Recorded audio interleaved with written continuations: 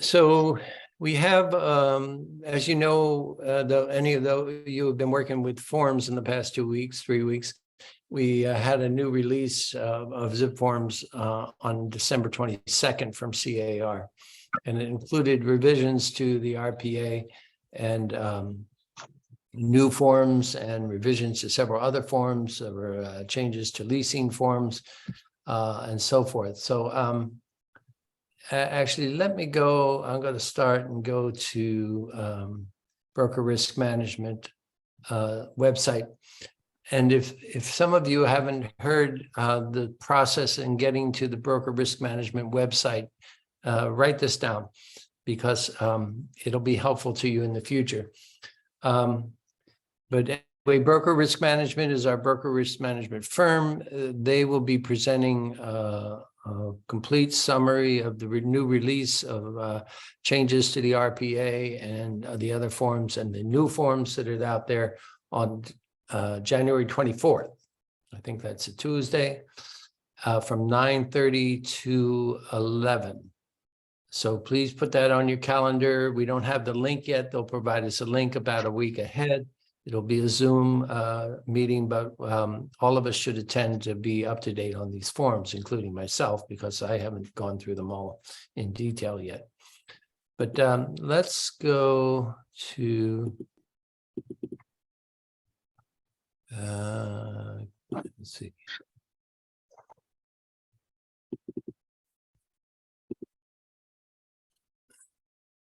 No, I wouldn't do that. It's giving me new notice here on the share screen. Okay, I guess.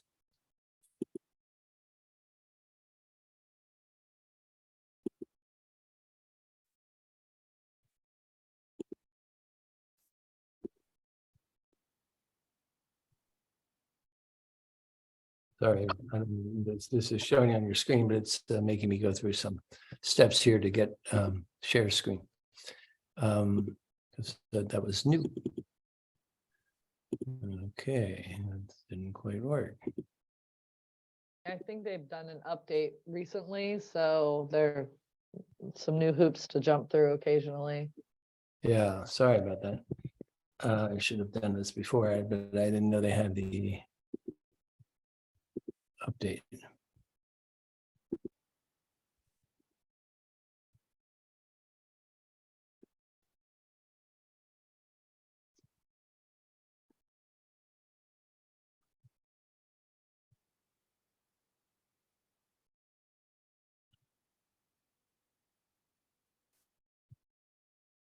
Yeah.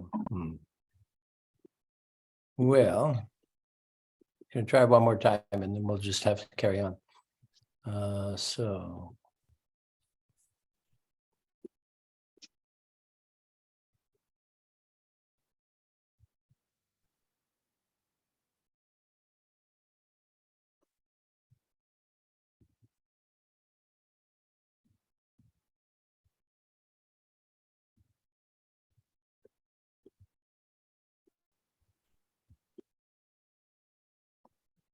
Hi, Knock, knock. good morning. I'm sure, this is all new to me, so I may be Wonderful. starting in the wrong place get it. or. But I lived here my whole life. Okay. Actually, this is my home. Hold on, let me, oh, it's Okay, well, No. let's see. That's not I can allowed. just I'm mute sorry, them. I didn't, I wasn't aware of these security changes in Zoom. Gary, do you want to try making me co-host and maybe I can share? Sure. Might work. Yeah, I need to make you co-host anyway. So while pull up your browser and we're going to go to Broker Risk Management. Okay. And in the meantime, I'll bring you up to date on one thing that's happening. Yeah, there we go. Okay. You have Broker Risk Management in there? What's the URL broker? Is it just Yeah, broker? just put Broker Risk Management. Yeah. So that's the start, brokerriskmanagement.com. You can see it there. So that's the first thing you need to write down, brokerriskmanagement.com. You get to this site and you go up into the upper right-hand side there and you'll see a little lock and an unlock. And you hit the client login. That's a client login. And then this is already programmed. Yeah, there you go. So the username is BHGWCG, all caps. And the password is Bonita with a capital B. And then you log in. This gives you access to all these weekly tips, practice tips that I send out on a weekly basis. And if let's just go back up to the search button just to give you an example how to use this. If you wanted to do, if you had a question about a TDS, just put in TDS and then enter, and it'll bring up different tips relating to the TDS. So it's pretty good. It's not ideal in terms of its search capabilities. Why don't you take that out? Go back to, yeah, and then hit enter again. You want to go back to the original screen. There we go.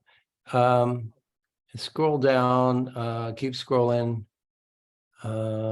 Should be, oh, no, It's showing these like 2019 ones. Yeah, Let's see. not in order now. Oh, go back to home again. Okay. Oh, did it take me on? It logged me out. Sorry. Okay, Oh, there we go. now scroll down about 4 items. And you'll see CAR new revised forms December 22nd. Click on that one. And so this is these has the changes to the RPA, paragraph 33E, paragraph 3G, paragraph 3M, so forth and so on. Keep scrolling down. So those are all changes in the RPA paragraphs, and then the new forms. There's a ABCD form, which is someone must have had fun naming that one. Yeah. SPBB form, seller payment to buyer's broker, BRPC form. These are all new forms, buyer representation and broker compensation agreement.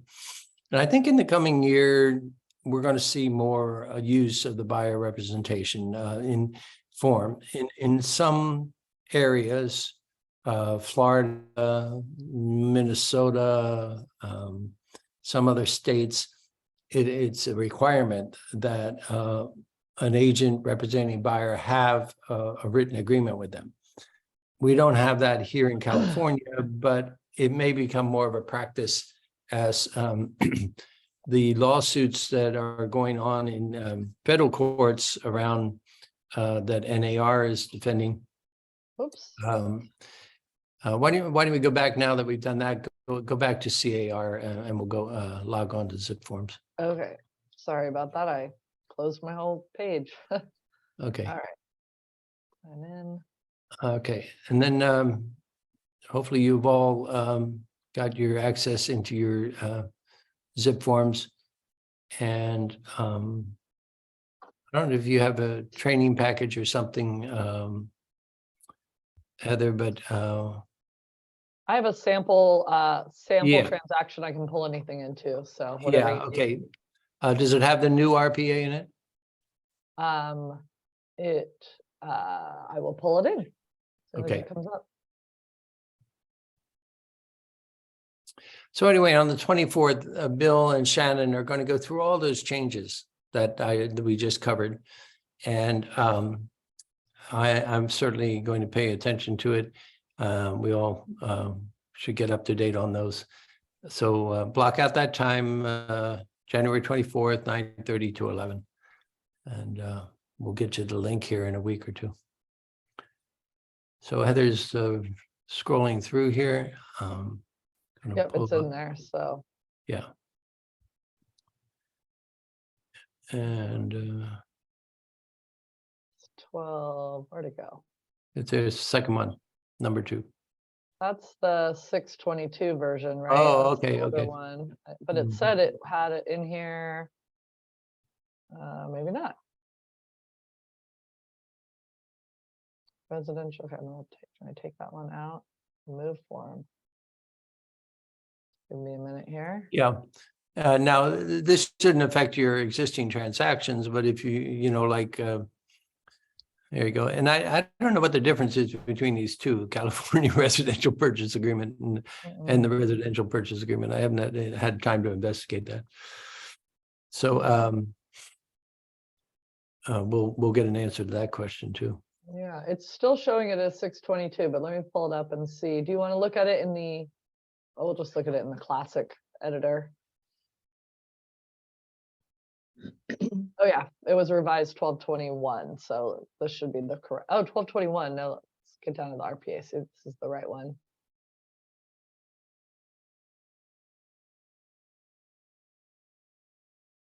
There it is. No, this is still the old one, sorry. Yeah, I'm yeah.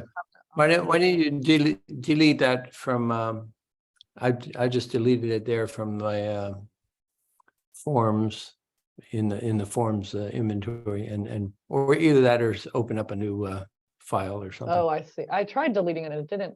Yeah, I'll just open it. So this is setting up a new transaction actually, and Heather does a training on this. So when you're and setting up templates, I got a request. I think Shannon requested she wanted to set up templates for purchases and so forth. So maybe we revisit the template story early this year with these new forms. Here we go. 1223. I got the correct one. Okay, Just had to start a new transaction. Now, what is it? Are you using this traditional format, or are you opening in the new editor? I just went to the traditional one because I haven't used the New editor, yeah, I new haven't editor either. very much. I used it this morning for Navid, but I'm still, Yeah. haven't done it that much. So Okay, well, we'll get up to date on that too. Let's go to the full screen. full screen. It's kind of the third There one, it the is. fourth. There, yeah. Okay. And let's scroll down to the only question I've gotten so far on this new form has to do with 3G.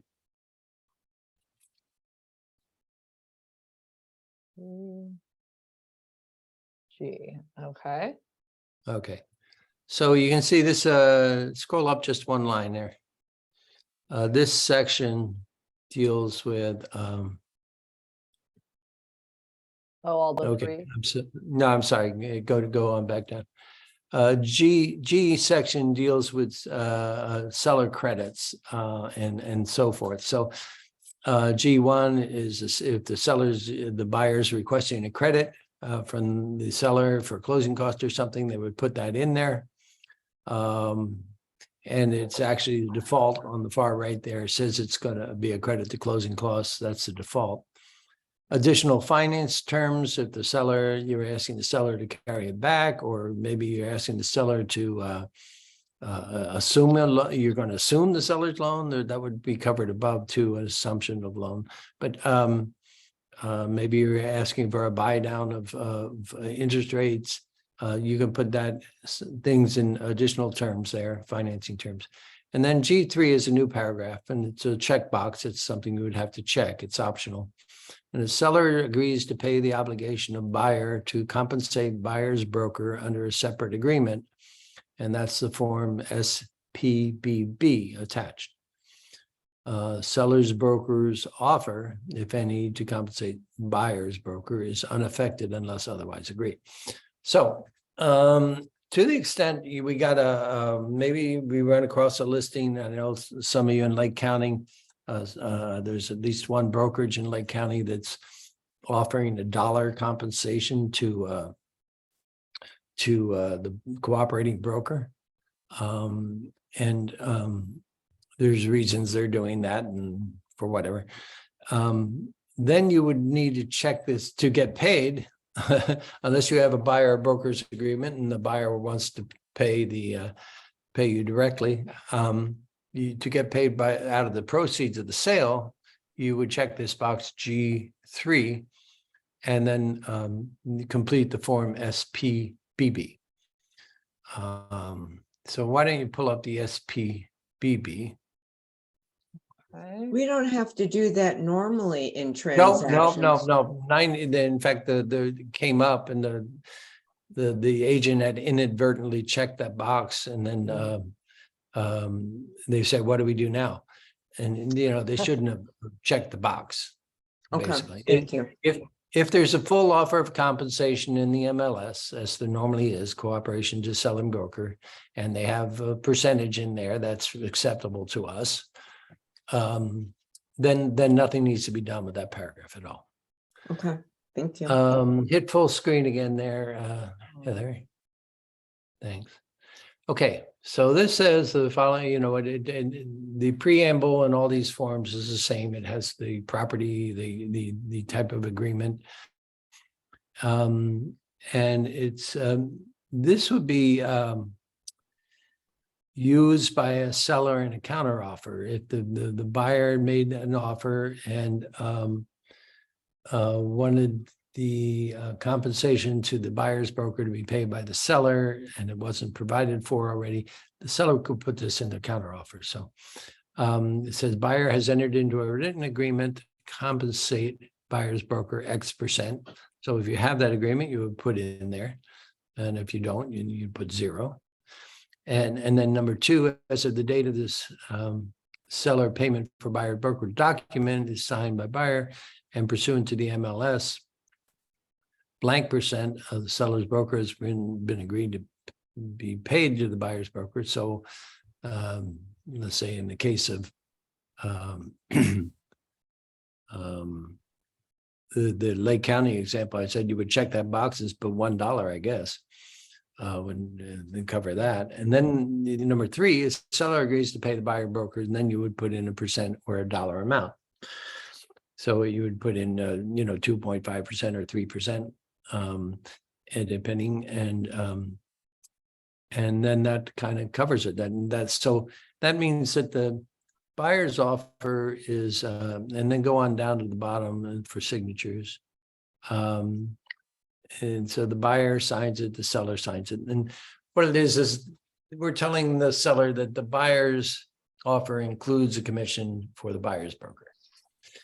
That the purchase price they're offering includes the amount that we expect to be paid as a buyer's broker. Okay, so that's that particular form, and I know Bill and Shannon will go into this in further detail on Tuesday the 24th.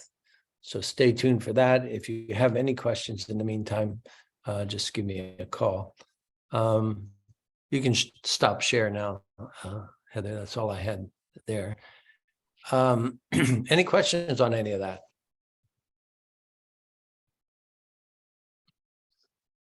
I'm so glad they put that in, because there is just that rare occasion when they aren't offering compensation or offering something very minimal to a buyer.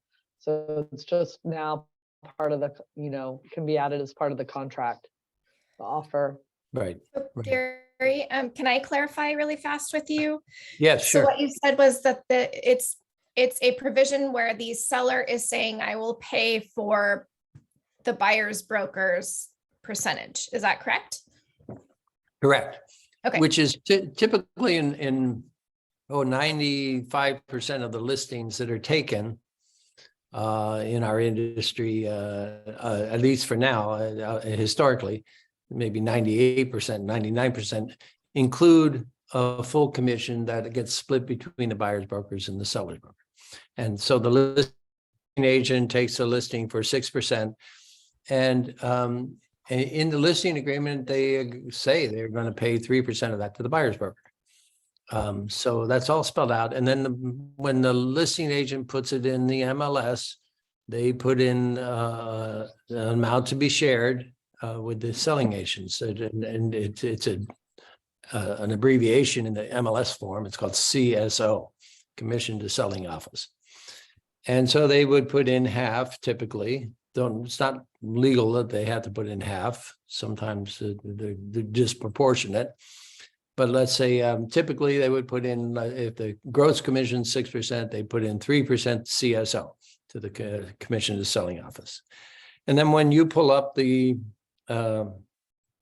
listing and you and your buyer look at it, you kind of know there's 3% compensation in there. And that's an obligation, that's a legal obligation of the listing agent to pay the selling agent. The listing broker to pay the selling broker. And but we see sometimes where, there's not a sufficient amount in there. And then for us to figure that out, we would check that box in G3 and attach that form to adjust it. Okay. Mr. Das. Are you present, Mr. Das? Larry Das. Yeah, sorry about that. There you are. One How more are you? on mute. Hey, good. Hey, how are you? Very Good. good. Do you have anything to add there? No. Okay. No. Okay. Larry is our partner in the Eureka offices and our leader up there. And happy to see you on the call. Happy New Year to you. You bet. Yeah, Happy New Year to y'all. And he does a lot of work with his agents on this kind of stuff of figuring out contract terms and legal twists and turns. So we're glad to have his brain attached to this effort here. His know-how and experience. Okay. The only other thing I have before I turn it over to Heather this morning is, so we have one of our agents has a listing, and she got an offer represented by another office, and that's all well and good. And they got into contract. And so they just went into contract, but the listing's new. So she got a call from a potential buyer, and the buyer says, I'd like to look at the property and maybe write an offer on it. She says this to our listing agent, and our listing agent asks her if she has an agent, which is one of the first things you should do when you get such a call from a potential buyer. And they say, hey, I want to look at a property. You say, that's great. I'm really happy to help you with that. Are you working with another agent? And if they say, yes, I am. And I said, well, then you better call that agent. We recently had a deal in where the agent, the buyer found the property on their own. They called our agent. They wanted to see the property. Our agent showed them the property. And then they told them, oh, yeah, I have my brother-in-law in Southern California is an agent. I'm going to have him write up the offer. Well, our agent wasted a lot of time and was disappointed because they hadn't asked out front, if that buyer was working with an agent already. In fact, one of the new forms that CAR has issued is, and it's a new concept really, is broker involvement. We'll hear more about that from Bill and Shannon on the 24th. But there's a term of, it'll become a term of art, I guess, that you can register your involvement in a transaction with a buyer to protect yourself in that respect. That's an interesting new concept. Anyway, so now our agents determined that the buyer does not have a representation, and says, well, sure, I'll be happy to show you the property and has an appointment at 3:00. And then she asked me, she said, well, because we have an accepted offer on this, do I have a conflict of interest, in showing this offer? If she wants to write a backup offer, should I refer this out, or, can I do it myself? And, there is dual agency, single agent, dual agency is the biggest risk factor we have in the business, really, when we're representing both a buyer and seller at the same time, because that's very difficult to do in a fair way. But the legislation says we can do that. And I wouldn't do it in your first transaction, but more experienced agents know how to work with two parties, and sometimes the both parties both want to work with the agent, and that's all well and good. They better both want to work with the agent. We can't force them to. So anyway, I told her that yeah, sure, she can show the property if the buyer wants to write an offer. Be sure that she knows it's going to be a back offer, and she should tell them that up front, and then to let the broker, the agent on the other side on the existing transaction, let them know that you're going to be writing a backup offer, and just so they're informed. You don't want to do that without informing them. You need to communicate there. In this case, some of you were on the call at the very beginning, and we have a new agent, Bernadette, and it's I suggested to our agent, who's going to be Bernadette's mentor, that why don't you bring Bernadette in on that? It'll give us a second set of ears in the process, as well as being a learning experience for Bernadette. So that's kind of how that's going to work out if that buyer wants to write an offer. Any questions in all of that? Yep. Okay. Any other contract questions before Heather takes over and goes back into e-signatures?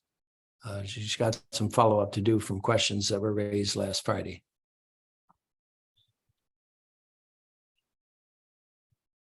Okay, Heather, I'll turn it back over to you.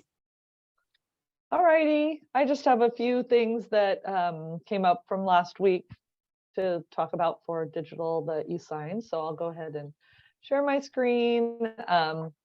Here is the homepage for SkySlope. And Eric in particular asked, which I don't see him on today, unfortunately, but how to put this as a, can't even think of what it's called now, like a shortcut on his home screen, this or DigiSign. So if you are using Windows, now I was hoping to have somebody show for Macs, but they are helping someone whose deck is falling into a river today. So yeah, it's good times there. But anyways, if you are interested anytime in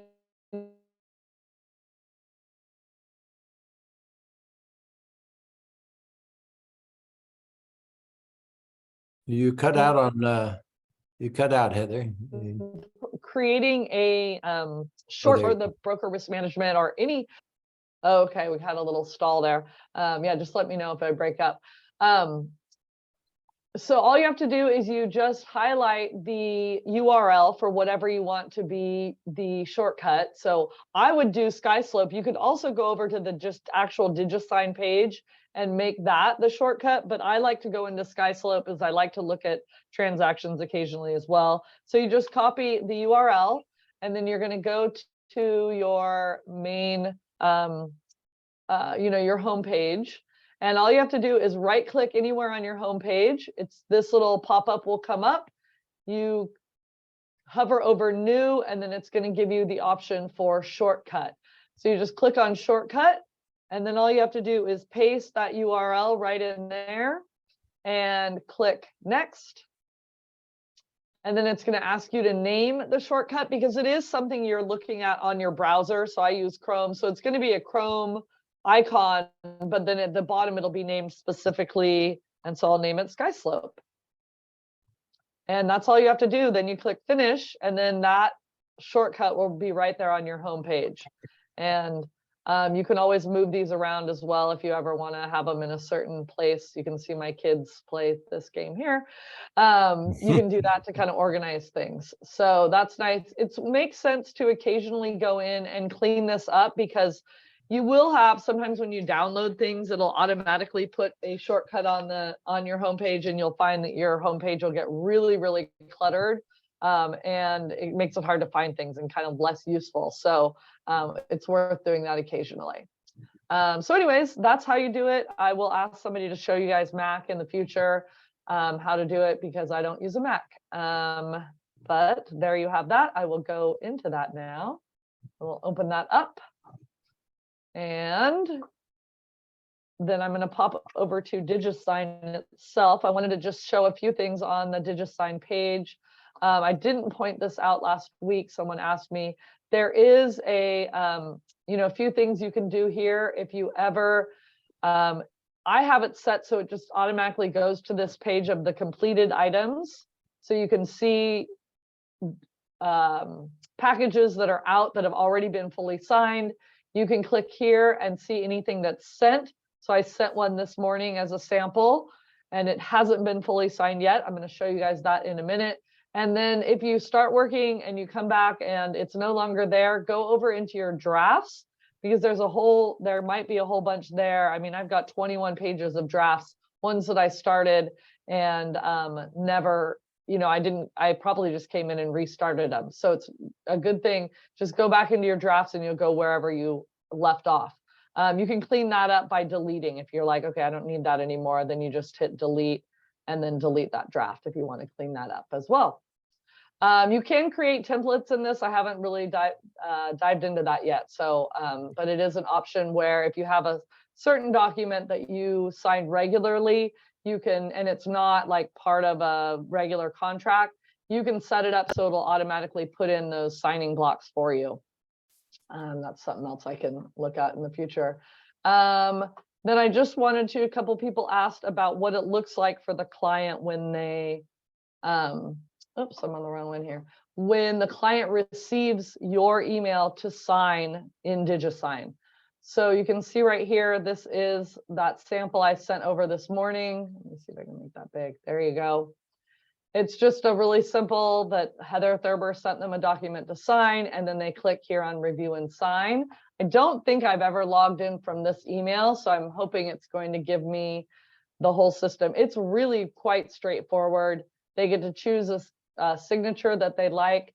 They can also, oh, it didn't give me the option. Often it'll give the option of if they want to actually write it out, but that's a little unwieldy. So it's really similar to all the other e-sign programs that if they click start, it zooms down to where they actually have to fill it out. So I always tell people, just take a moment, scroll through and read the documents. Don't just go to the signature part. But it's, really straightforward. It just tells them where to sign. They click that and then they hit submit and they're done. So it's pretty easy program for your clients. They can download a copy right there, which is nice. And I showed you guys last week that you can set it up to send anyone a completed. So if you want to have your TC, that it automatically goes to your TC once it's completed, you can do that in the program, and it does send your client, whoever signed it, a copy as well. Is there any other questions on the DigiSign or AuthentiSign program that I didn't? Those were just the few things that came up last week. Oh, this is the wrong one. I don't want to actually use this one. Have you guys been using it and finding success, or? Let me go ahead and stop my sharing there. Hasn't anyone used it and found it easy, hard, anything? Well, I've had a problem this morning. I took a document and I sent it to the seller at my personal email address. And then I had me as the next signer at my business email address. It went to, my personal, and I signed it as the seller.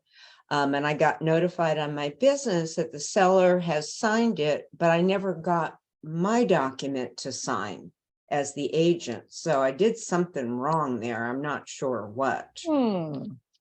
Yeah. So when you set it up, if you set it up for you to sign in DigiSign, it will automatically, as soon as you hit submit or send, it'll pop up and say, do you want to sign it right now? No, I'm talking about AuthentiSign, not DigiSign. Oh, AuthentiSign. Okay, I think AuthentiSign does that as well, but I could be wrong. I haven't used it a million times yet.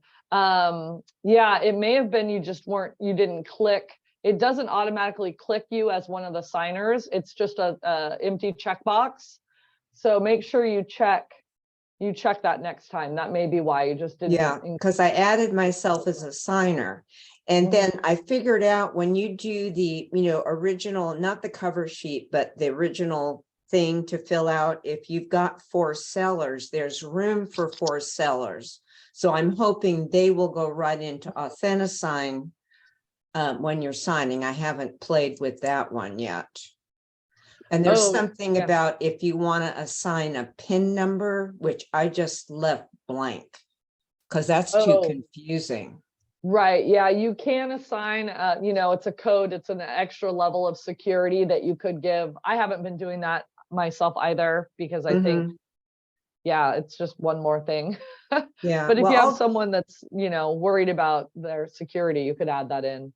Okay, well, then I'm gonna go back and try it when the call's over, and if I can't make it work, maybe I'll send you an email or something about what I'm doing wrong.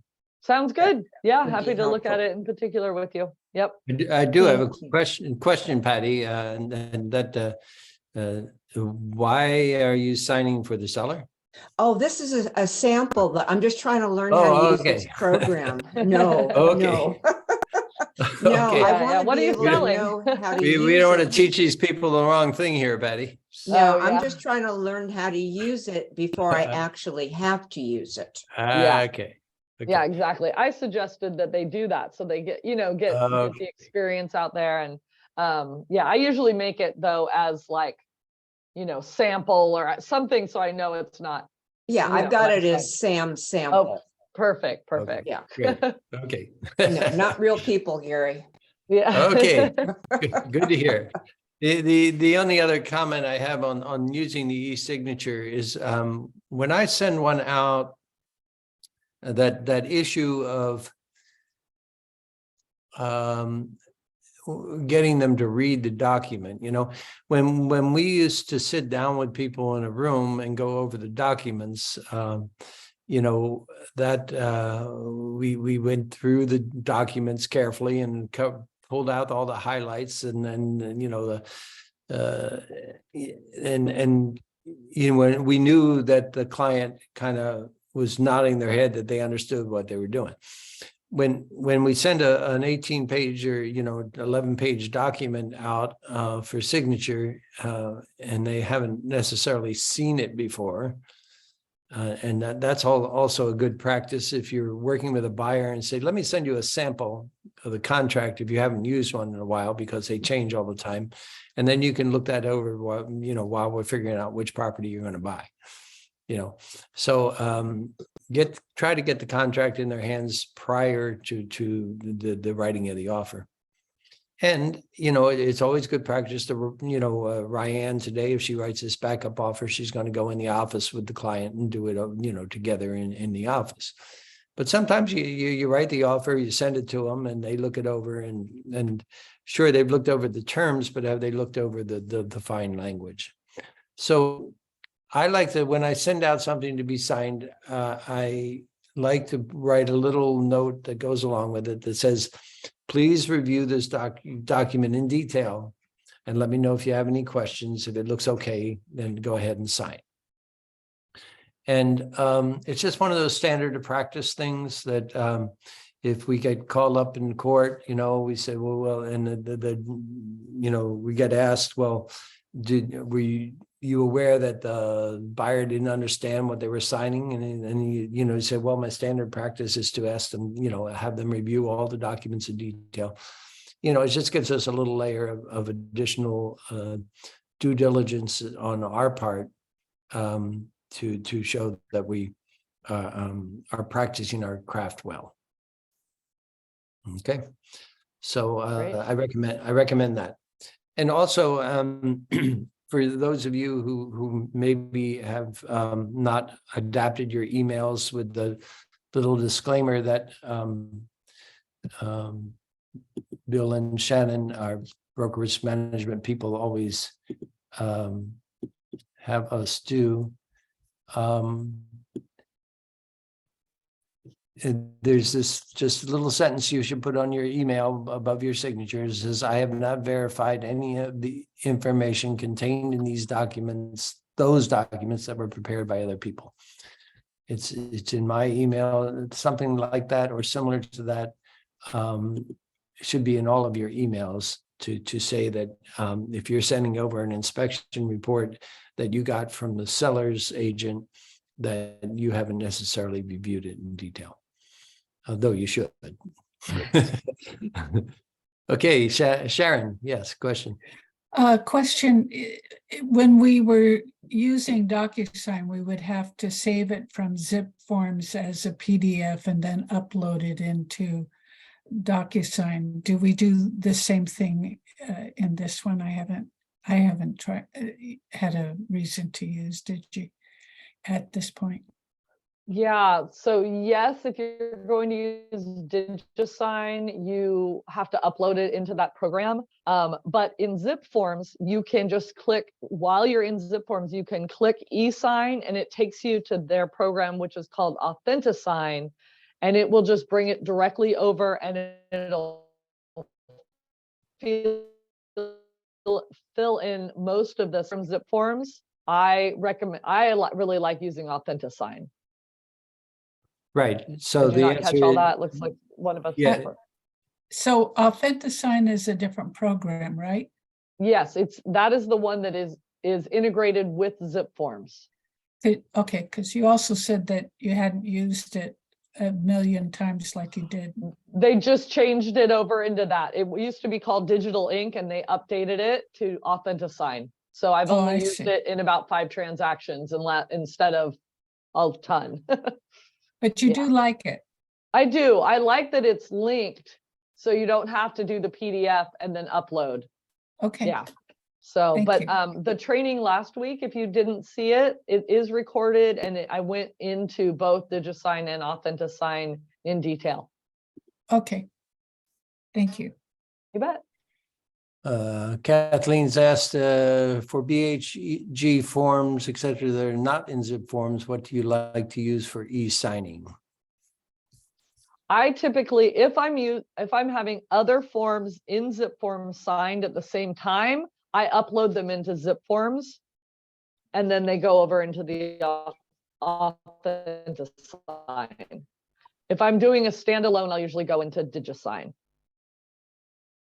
And of course, your TC can send out some documents for you as you know, they will offer to send out certain documents to your clients, and that's helpful to you. One thing I'll cover next week in next week's training is the checklists, the TC checklist forms that our TCs use to see that we have all the documentation that we need in our files to close a transaction. So I meant to do that today and I'm having trouble sharing screen. So I'll get that squared away and we'll do that next week. So there's a list and it must hold 40 forms, I would think, between contract forms and advisories that we require as a broker to be in our file prior to closing. So I'll go over that list next week. Okay, any other questions? Any thing to add for the good of the group? Well, I just wanted to say thank you for holding the checklist that you're obtaining from the transactions coordinator. I've actually wondered about that myself, just for tracking. That's great. Yeah, I'll send it along when I send out this recording, I'll send along the checklist, but we'll go into it next week as well. Thank you. Okay. All right, everybody, stay dry. We're going to have a wet weekend. So, you know, stay dry and go 49ers. All right. Have a good weekend, everybody. Everyone be well. You both. Have a great day. Bye-bye.